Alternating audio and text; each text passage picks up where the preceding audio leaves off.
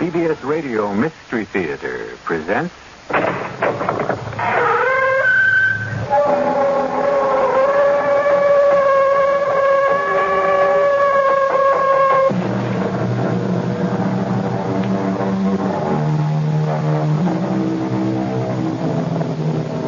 Come in. Welcome. I'm E.G. Marshall. Do you believe in predestination? Are you convinced, as many people are, that the real science of the stars is not astronomy, but astrology? And even if you are not wholly persuaded, do you find that you turn by habit to glance at the daily horoscope in your favorite newspaper? Just supposing, that like Amanda Amherst, sole owner of a chain of newspapers from coast to coast, left to her by her famous husband, that you turned to Ethel Nixon's astrological column for the day and read the following. Scorpio, this is a bad day for you. Your sudden death is imminent. Be sure to put all your affairs in order. You cannot escape the inevitability of the stars. It is a hard prediction to face, but it can only be justified out of what you've done to deserve it. Damn it, are they out of their minds? That shaky little mouse, Ethel, writing a bomb like this. She'll have scared 25,000 people out of their wits, or made us a laughing stock. This is Amanda Amherst. Put me through to the managing editor. Oh, come on. Adam, it's Amanda. I want the presses stopped. Hold all deliveries and do everything you can to get our first run off the stands. Why?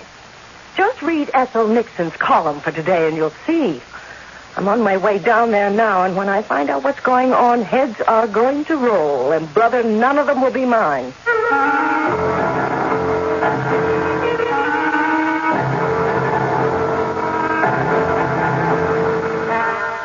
Our mystery drama, Death in the Stars, was written especially for the Mystery Theater by Ian Martin and stars Kim Hunter.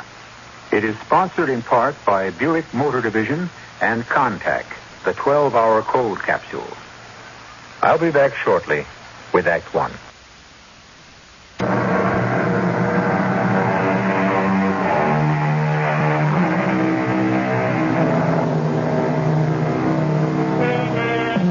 Amanda Amherst.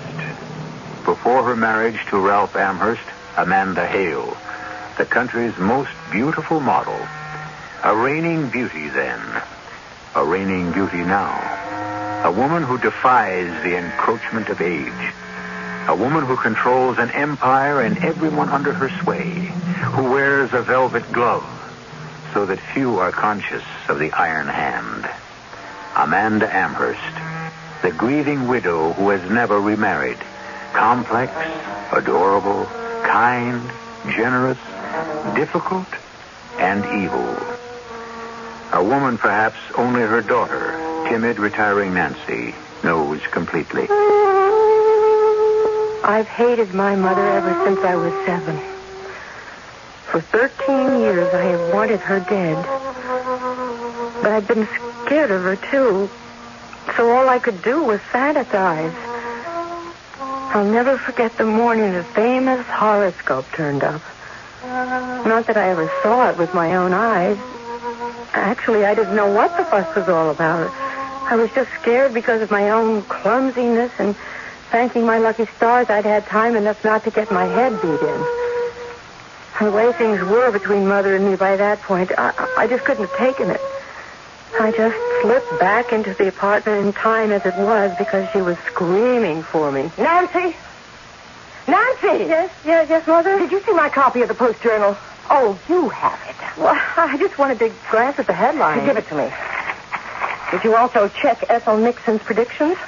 Oh, you know I don't believe in that stuff. No, I didn't.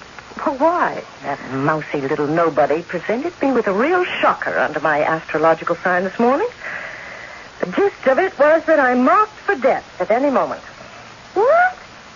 Oh, you don't believe that, Mother? Oh, of course I don't.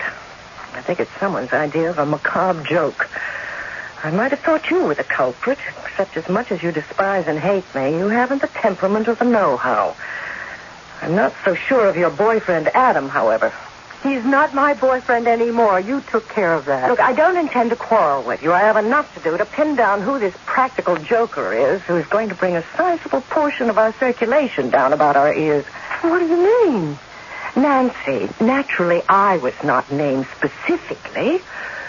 It just said that anyone born under the sign of Scorpio was marked for imminent death. Be the laughing stock of the trade. Lord knows what suits, letters, threats will follow. I've got to get down there right away. I just can't believe Ethel is responsible for this. And once I satisfy myself of that, I'll find the real culprit.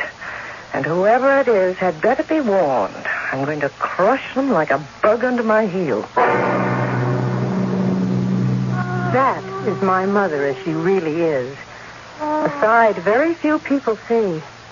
And when they do, she is a master, or should I say mistress, of covering up. Oh, she did it with me about my father, even though I heard what I heard with my own ears. But a 7-year-old, half-drugged in early morning sleep, is easily persuaded she didn't really hear. Amanda, when she sets herself to it, can make purple seem green or orange blue. Even though I remember every word, she twisted them to mean something else. This is what I thought I heard. Even after 13 years, the words just won't go away. And how anyone as beautiful and vibrantly alive as you are outside can be as cold and heartless inside, Amanda. No, never again. Look, I tried to satisfy you once. I'm sorry it turned out to be a girl. I'm sorry I gave you Nancy. Heaven knows I didn't want her, and neither did you, Ralph. That is not true. Of course it is. A boy's all you wanted. The male succession must be preserved to keep the empire alive. Well, if you want a son, go find some other wife to produce him for you. You don't mean that. Oh, don't I? I'm not ruining my figure again for anything. Well, how could you even suggest the possibility of divorce between us? My dear Ralph, who even mentioned divorce? Oh, I don't want an illegitimate son. Well, if you handle it right, and if it matters in this day and age, who has to know? You just sit by quietly and see me have an affair with some other woman. You'd condone that? Well, why not? Doesn't have to be done in front of me. You'd pay her enough, and I'd never have to know. You wouldn't be jealous? You wouldn't even care? Oh, come on. We're not children. If you're squeamish about it, you could arrange it with test tubes or however you do it. Doesn't matter to me. I'm only trying to give you what you want. What I want from you is love and understanding. Well, you have that. I thought I had.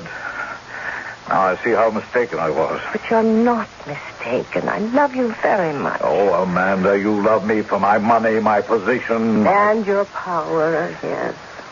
That I love most of all. But not me. Ralph, I'm tired. I want to get my sleep. Oh, your beauty sleep, of course. You don't want me to remain beautiful and young for you? Amanda, you will always, forever, and as long as I live, remain the most beautiful woman in the world for me. Oh, don't you believe it? Beauty is natural only a short while, and then it becomes art. No, artifice. I don't suppose you're going to understand what I have to say. But up until a very short time ago, I thought I was a man with everything. You are, dearest. I am a man with nothing, Amanda. What does that mean? Just because I won't go through another 9 months of being sick and ugly on the chance I'll provide you with a male offspring. If you loved me, you would.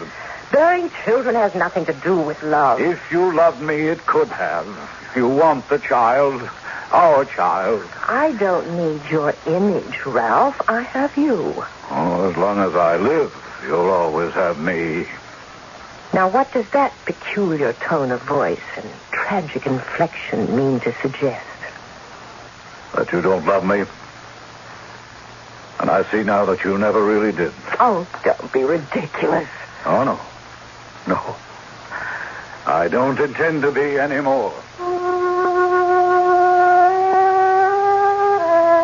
I lay there shivering in bed. I loved my father so much. And I didn't see how Mother, whom I loved just as much, could hurt him like that. And then suddenly I was crying till I couldn't stop, just bawling like a baby, until Mother was there holding me in her arms and soothing me and washing away the hurt, I thought. Except that all she was saying was lies, lies, lies. My baby, you just didn't understand. Why should you, a little 7-year-old? Don't you know I'd do anything for your father? That I love him just as much as you. But you see, look, it's hard to explain, dear. You're my one baby, and you're all I want. Don't you ever think that I don't. And you never, I tell you, you never heard me say anything else.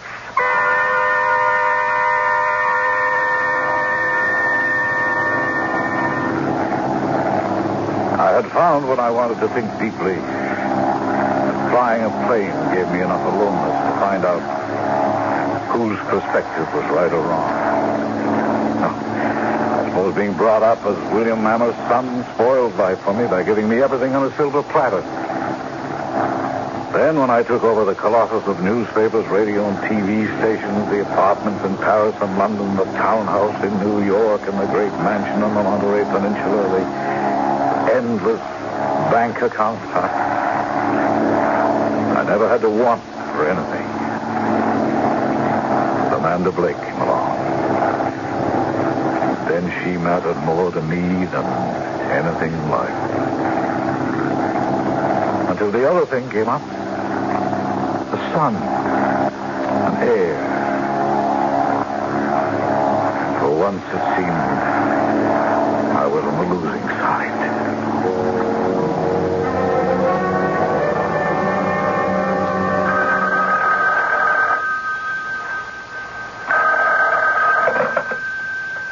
Yes? Oh, hello.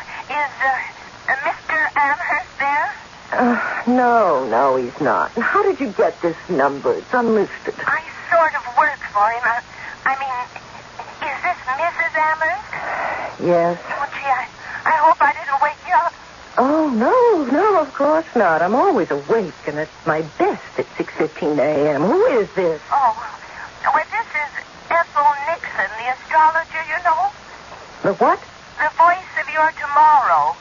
It's my column, syndicated in your husband's newspapers, you know. And I've simply got to speak to Mr. Amherst.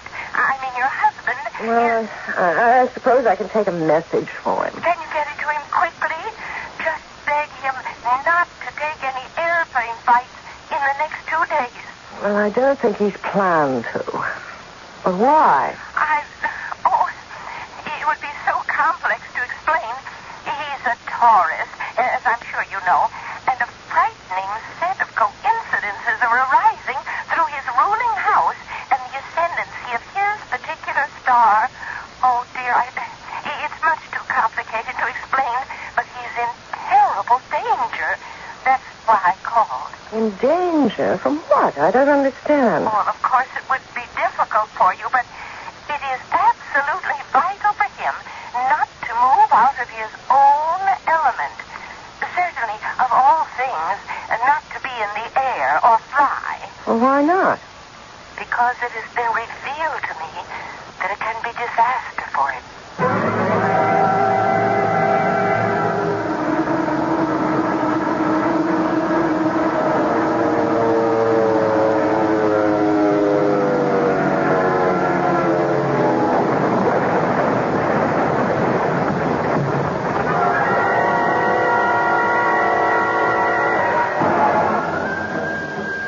I was shaken to the core by Ralph's death for many reasons.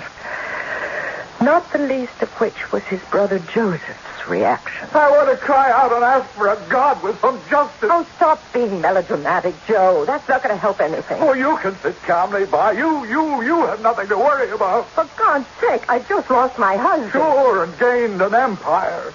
I can't believe it. My own brother, and he left you everything. That isn't true. You still have your editor's job on the Journal World and a tax-free income that should more than keep you in liquor and women. To name a spade a spade. You criticize my lifestyle? What about you? You're worse. At least they give satisfaction in return for the money. I swear Ralph died because of you. Oh, you're drunk. I don't know what you're saying. Well, I'm drunk enough to say what I have to say. You killed Ralph. You're his murderer. That's a contemptible thing to say. The man I All loved... you ever loved was what he represented, and you wanted it all for yourself, and now you've got it. Look, Ralph died in a plane accident. All right. But there was nothing wrong with that plane. You betrayed him somehow, some way. I don't know how. There's only one way my brother could have died on his plane. Either somebody booby-trapped it or he crashed it deliberately. He wanted to die. Get out of my house.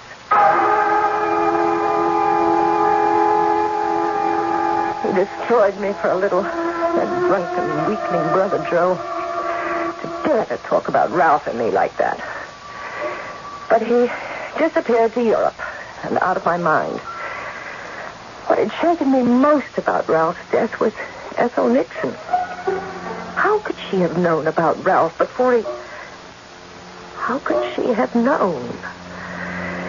That's why 13 years later, today, reading her prediction in my own newspaper, I could feel the shadow of death across my path.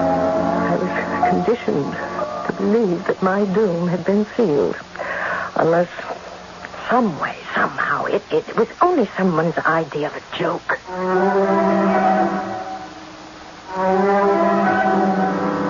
Is there an escape for Amanda Amherst? Is her fate sealed already? Do the stars, wheeling in the heavens, fixed for that infinitesimal moment in time when we, as infants, first cry out that we are alive and born, control another fleeting moment of conjunction which brings us death? I'll return shortly with Act 2.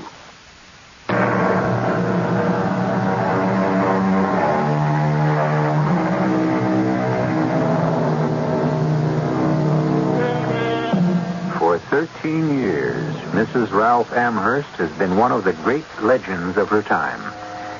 After her husband's death, Amanda has ruled with an iron hand the empire willed to her, and miraculously, at least in appearance, kept her youth and her radiant beauty.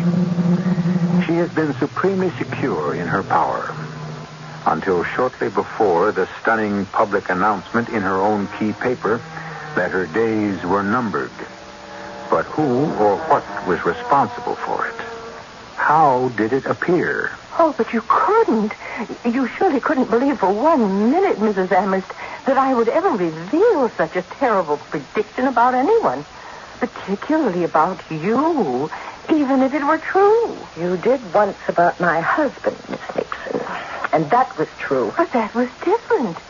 In the first place, I had read it in his horoscope. You haven't read it in mine? Well, look, I'll show you.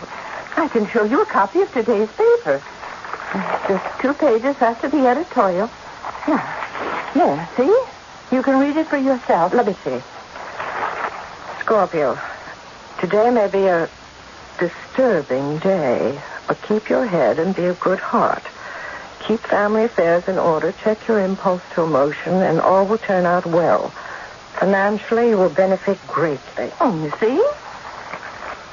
This is a city edition. Have a look at mine, the early one. Is this the one you read over the phone? Yes. It just seems impossible. What? You see? No wonder you gasp. But this is the same as you just read. What I wrote to be published. What? Give me that. Damn it, you're right. Someone's up to jokes and games around here, and when I find out who... Well, now, maybe you were, half asleep, and it was sort of a dream. Look, wait a minute. This isn't my paper. The one I read this morning. How do you know? Ethel, try not to be any more of a pin brain than you are. My copy is rushed to me as publisher, delivered by hand the moment it's off the press. Well, then how? I don't know. But I have a couple of ideas. Starting with my not-so-loving daughter, Nancy. I'd better get home and see her right away.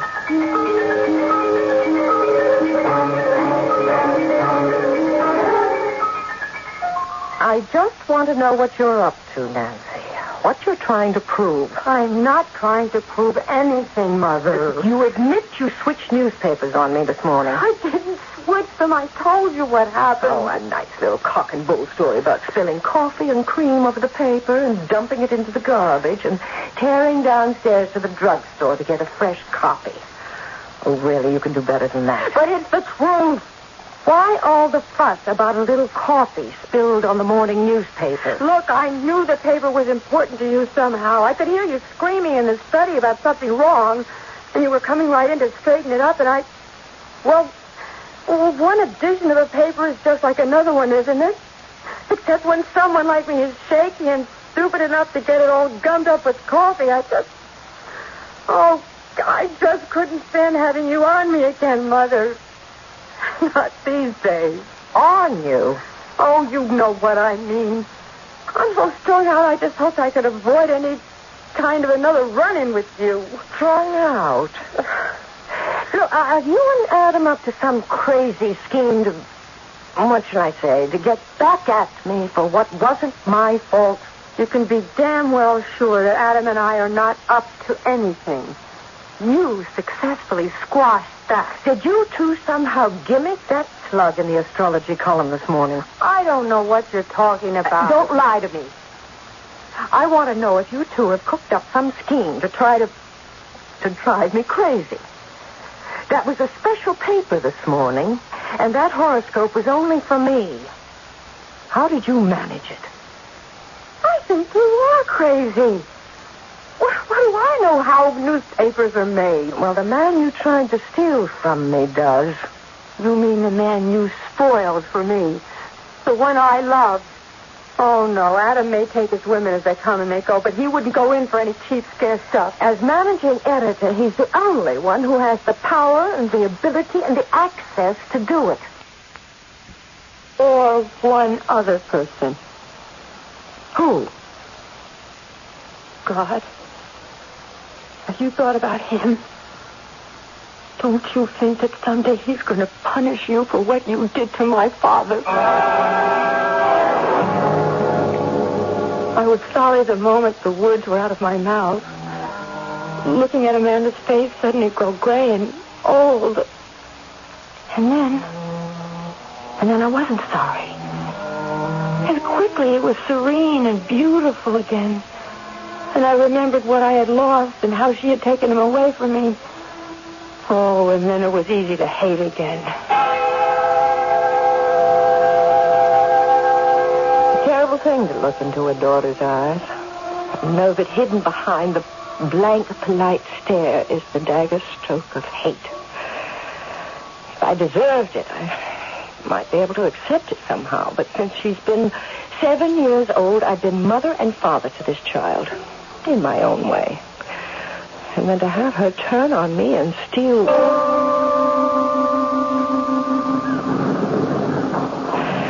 I was never a woman who could live without men. But I never had to depend on them until the day I met Adam Brock. I don't know, it was at someone's place at the beach on a weekend. On a weekend I was able to go out again. Dr. Anton Driscoll had performed his third miracle on me. Bronzed and sun-greased. I knew, even to my own critical eye, that I looked at least 15 years below my own age. I was sure of it when Adam dropped down on the sand beside me. Hello, whoever you are. Likewise, whoever you are. Adam Brock. Look, if I tell you what I do, will you sneer or find I'm beneath your notice? Well, you're dealing and I'm lying down. You can't be beneath my notice. Why don't you give it a try? Well, I'm a newspaper man. I write. And you? Just decor for the weekend. Our host likes an attractive layout. Yeah, look, I really don't like smart talk. I'll level. You are magnificent. Any man would make a pass at you. I'm not so special. May I? What sort of pass? The simplest and most honest. Dinner? Dancing, maybe? I have a small boat. We could sail. By daylight. I'm here for 2 weeks vacation. How much of it will you let me spend with you? Oh, I don't know. Let's start with a sail tomorrow morning and see how far that takes us. Well, it took us pretty far. By the time we tied up at the dock, Adam was in love with what he thought I was. I was in love with a man I should have met when I was young enough for him. And I didn't want to lose him yet, so I used my maiden name. And I pulled strings behind the scenes to get him an editorship at the Post-Journal. I also made sure that anyone who knew anything about our relationship kept his mouth tightly shut about how, why, or who his sponsor was. Our affair continued in New York until Nancy took it into her head to take literal French leave from Paris and the Sorbonne. Hello, this is Mr. Brock. No, my secretary's out for the moment. I'm picking up. Huh? What? Her daughter? Oh, well, sure. Send her in. Or should I come out and get her? Oh, she's on her way in already. Okay. No, it's fine. I get along with kids fine. I guess I can handle this one. What's her name? Oh, I guess she's here. Come in.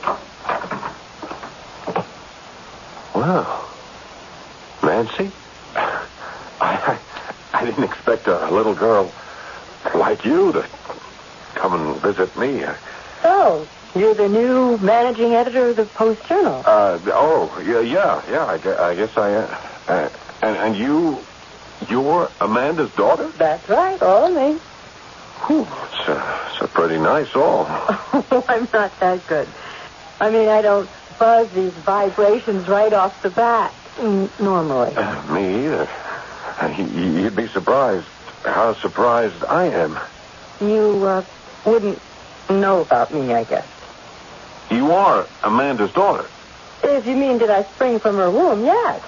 Oh, is Mother around? No, she's on business in Chicago. Where did you turn up from? Oh, I just got in from Paris. And I'm flat broke and I'm hungry. Well, I can take care of the last one. It's lunchtime anyway. Let's go to Cheerios. I'll feed you.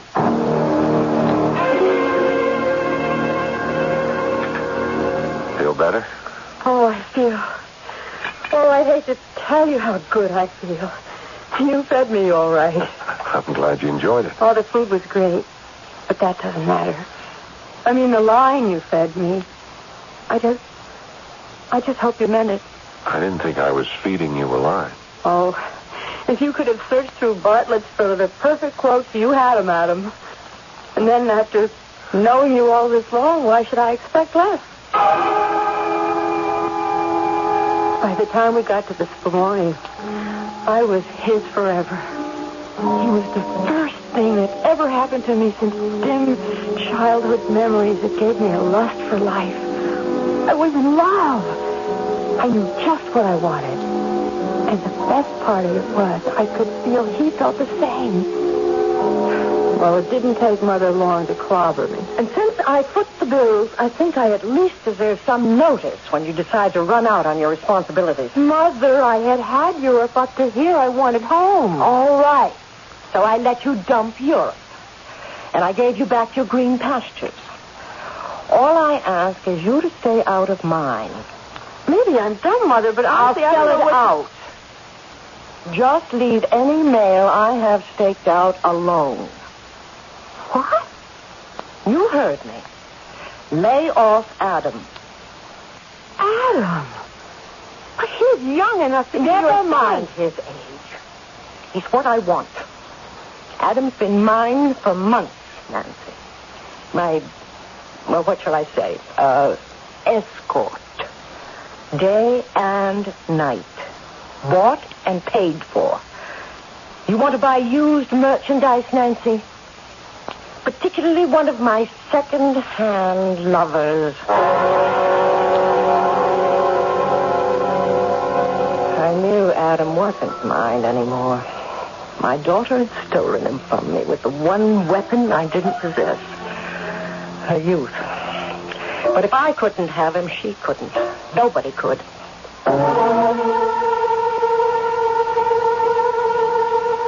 A strange and tortuous story about a strange and tortuous woman. What is her true fate? Is she at last caught in her own web, her past catching up with her to doom her as inexorably as she has sealed the fate of others? There is still more of the past to come when I return shortly with Act 3.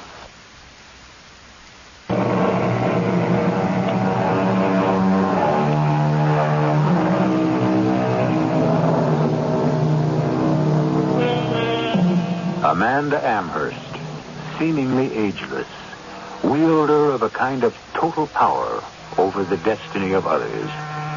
Amanda Amherst, a throwback to the feudal queens and kings, absolute and impregnable. Is there any force that can topple this woman from her throne? Was the mysterious prediction that began this story valid in any way, supernatural or natural? Let's go back to Amanda to find out.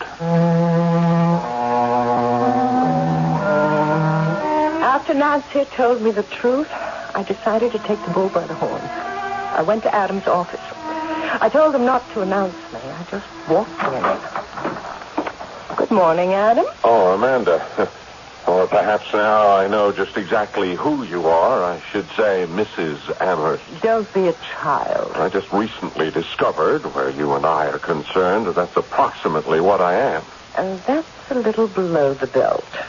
And there isn't all that difference in years. Well, there has to be, if Nancy really is your daughter. Oh, she is all right. Well, what's the matter with her? She won't answer my phone calls. That butler and those two hulking footmen or bodyguards or whatever they are bar the door like the Secret Service, and I'm informed in no uncertain terms that I am not welcome, and she doesn't want to see me ever again. Now, I want to know what's happened. Well, you might have tried calling me to find out. Thought you were still in Chicago. Look, what were you afraid of, Adam? That I'd cut you off at the knees, take away your nice job. Damn you.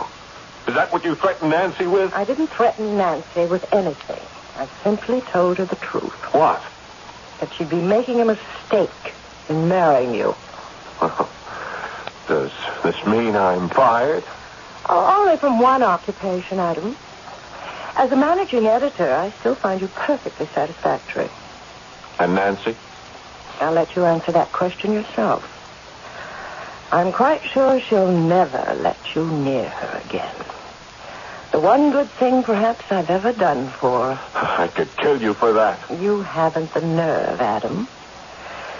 Nancy's better off without you. It was in Nancy's best interests, I told myself. He'd only have hurt her in the end. As for me, there wasn't any way he could hurt me, I thought. Till that horoscope. Try as I would, I couldn't deny it had shaken me. And I held him responsible. Till Ethel Nixon sprang a new surprise on me. It began when Ethel received a visit one morning. Come in. Hello, Ethel. No. Oh, it can't be. Oh, but it is. Joseph Amherst, a little changed inside, but in the flesh. Oh, I can't believe it. Oh, it's so good to see you. If I hadn't cast a horoscope of you, I'd have almost thought... That I died? No. Oh, I tried pretty hard to, but didn't quite make it. And so the prodigal returned. And looking well and fit. That's due to grazing in your fields for many years now. I beg your pardon? When my brother died and my temporal world collapsed because of that and other things, I went looking. Looking for what? Oh, revenge, I thought at first, a way to avenge my brother. Oh, but your brother died in an airplane crash. That was no one's fault except... Except what? Accident. His own fate. Or a wife that drove him to it? Mr. Amherst, you're scaring me now. I can't believe what you're saying. You must know that I believe in fate, not human intervention. Oh, that's all right, Ethel. It's what in the last few years in the Far East I have come to believe in, too. How long have you been back in this country? Oh, a week or so. Does Mrs. Amherst know you're back? Lord, no.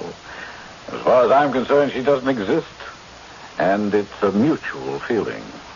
Mr. Amherst, now, please excuse me for asking, but if you've been around for a week, you wouldn't be responsible for the awful thing that happened in my column yesterday morning? What awful thing? I'll tell you all about it. You didn't do it somehow, did you, Mr. Amherst? Oh, my dear Ethel, I wouldn't know how. But, who else saw this prediction except Amanda? Oh, nobody. But why would she make up a story like that? Who knows why Amanda does anything she does? Maybe to have an excuse to fire whoever is managing editor, or... Adam Brock? Oh, he's leaving anyway. Oh, maybe to fire me. Oh, no, I wouldn't worry. I don't think that's the real explanation.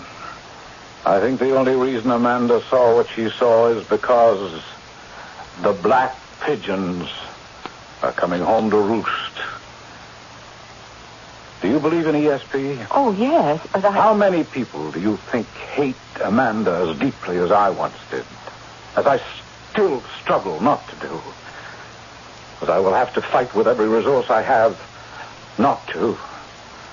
When I go to visit my brother's grave in Arlington tomorrow. Maybe that's why the ghosts of the past are haunting Amanda.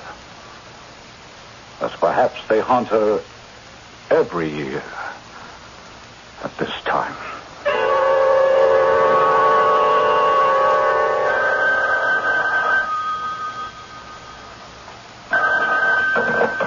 Yes? Mrs. Amherst? Speaking. It's Ethel Nixon.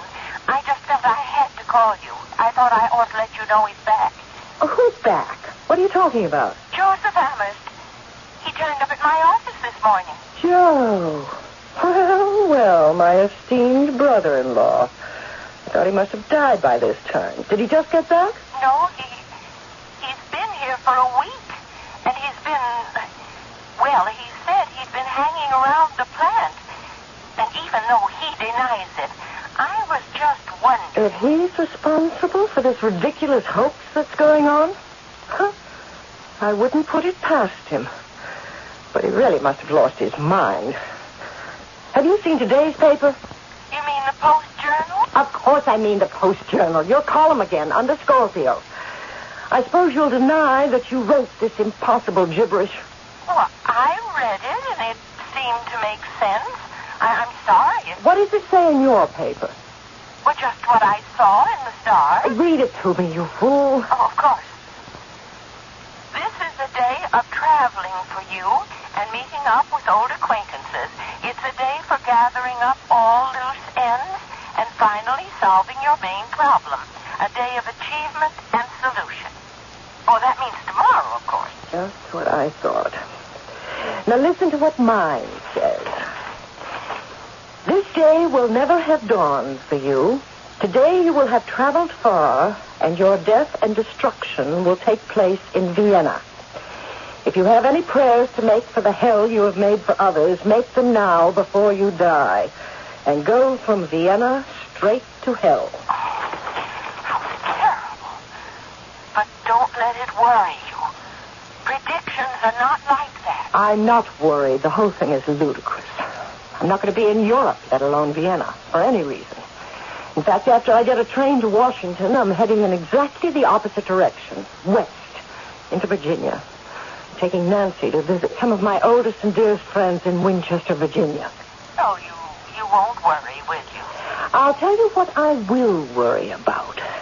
You make sure this is the end of all this idiocy, or I can promise you, Ethel, you and everybody else necessary will be fired until it stops. I don't like being made a fool of. Nancy, are you ready? I'm not going with you, Mother. Now, don't start anything. The Stokeleys are expecting you, and I can't let them know at the last minute. Besides, we've just time to make the plane. Well, you make it. I'm not going. Why? Because I am getting married, Mother. That is why Adam quit the paper. I came to my senses. He didn't know about me when he knew you. And he didn't know you any better than most people do. What's that supposed to mean? Oh, you look beautiful. And most of the time you're careful to appear to be kind and gracious and gentle. But inside you're hard and merciless and evil. All those years you pretended to be the grieving widow. And the careful hints you dropped about my father and other women, when all the time he loved only you. And you wouldn't even give him the son he wanted. Oh, I couldn't have had another child after you. That's a lie. I remember back to a night I was 7 years old. I always thought I couldn't really have heard the truth. Well, now I know it was the truth. And that my father killed himself because of you. And because of Adam. You almost had me doing that myself. Well, thank the Lord I woke up in time. And I'm free of you. I'll never see you again. I was livid. The ungrateful little... I almost decided to give up my weekend in Winchester. I was damned if I was going to have my pleasure interfered with. I'd take care of all of them when I returned. I couldn't stop Nancy from marrying, but I'd fix it so that Adam would have to come crawling to me, begging for any job in the newspaper business.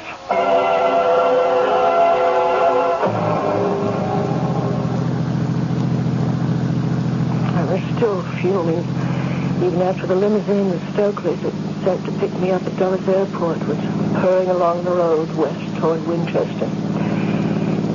I had a sudden thought, remembering for some unearthly reason how close we were to Arlington, and that this was the 13th anniversary of Ralph's death. Let's see, I thought that would be to the south. It was raining, and I rubbed away the condensation to peer out idly. My heart freezing suddenly as the headlights swept a sign by the road saying, "You are now entering the town of Vienna."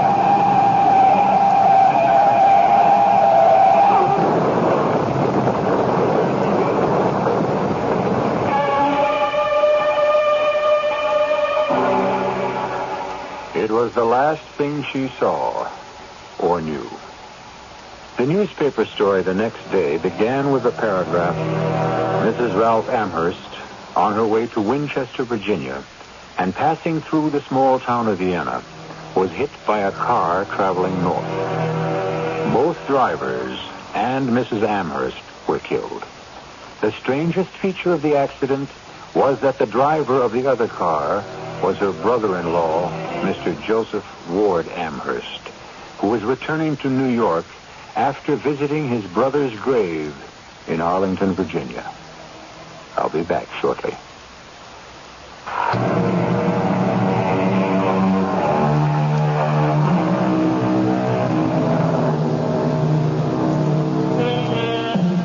Accidental and natural death, or foreordained and supernatural? We'll never know. The paper with the horoscope in it was burned up with Amanda. Joe was dead, and dead men tell no tales.